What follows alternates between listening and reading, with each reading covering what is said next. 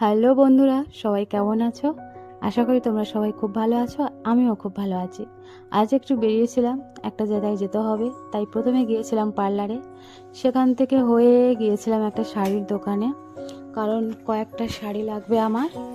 তাই তো শাড়ি নেওয়ার পর চলে গিয়েছিলাম বাবুর জন্য কিছু দরকারি জিনিস নেওয়ার তারে, যেগুলো ওর স্কুলে ও টিফিনের জন্য খুবই দরকার। তো বাড়িতে ছিল না, তো সে কটা নিতে হবে। তারপর কি ইচ্ছে হলো, ও নেবে চকলেট, তো সেটা দিলাম। নিয়ে বাবু তো খুব খুশি। আমি একটা জিনিস খুঁজছিলাম, সেটা আমি পাইনি, কিন্তু অনেক খোঁজার পর পেয়েছিলাম। তো সেখান থেকে সেটা নিয়ে চলে গেলাম কাউন্টারে বিল করার জন্য। তো আমাদের বিলটা হয়ে গেল।